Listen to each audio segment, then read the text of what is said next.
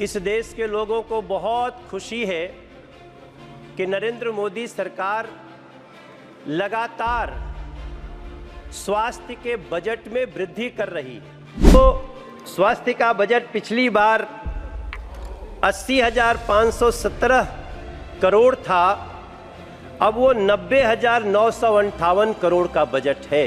मेरे क्षेत्र में 20 जनौषधि केंद्र खुल चुके हैं। दिल्ली में जनौषधि केंद्र के खुलने से जो दवाई 600 रुपए में एक पत्ता मिलती थी, वही दवाई लगभग 60 रुपए में मिल जाती है।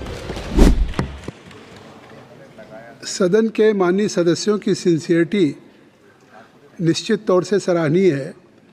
श्री मनोज तिवारी जी रात को 1 बजे इनके फेसबुक पे ये अयोध्या में थे और इस समय स्वास्थ्य मंत्रालय के चर्चा में भाग लेंगे श्री मनोज तिवारी जी, तो निश्चित तौर से सराहनीय है।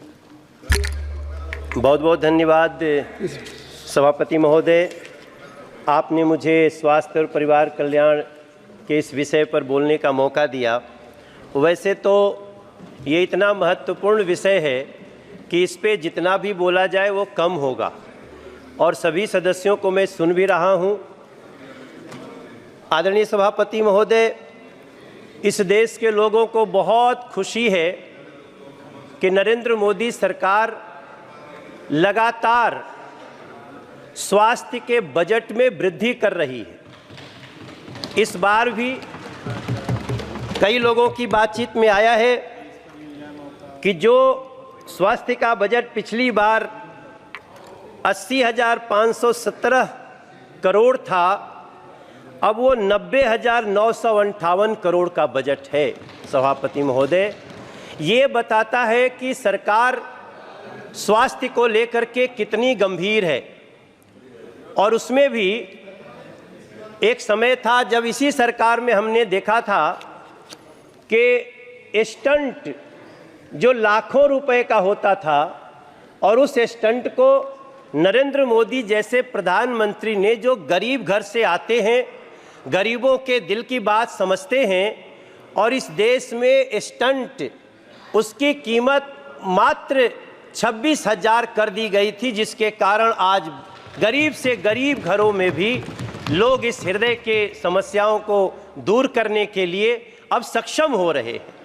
यही देश है सभापति महोदय।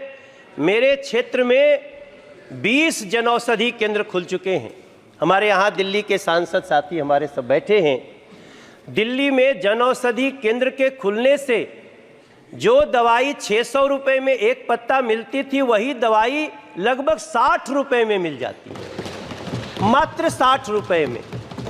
और इस बजट में वैसे तो बहुत सारी बातें हैं, लेकिन एक ऐसा प्रावधान किया गया है जिसने खुशी के आंसू लाए हैं उन लोगों के मन में, उनके आंखों में, जो लोग कैंसर से पीड़ित होते थे या उनके परिवार के लोग कैंसर से पीड़ित होते थे। मुझे लगता है चाहे ये ट्रेजरी बेंच हो, चाहे वो सामने का बेंच हो, सभी लोग इसको अप्रिशिएट कर रहे हैं कि अब कैंसर की 3 महत्वपूर्ण दवाइयाँ, जिनमें लोगों को इतना बड़ा खर्चा होता था कि कई बार तो गरीब परिवार के लोग हिम्मत तोड़ देते थे, आज तीनों दवाइयों को इस बजट में कस्टम के शुल्क से मुक्त किया गया है और उसका बहुत ही आसान इलाज हो गया है। मैं अपनी बात को बहुत लंबा नहीं करूंगा सभापति महोदय।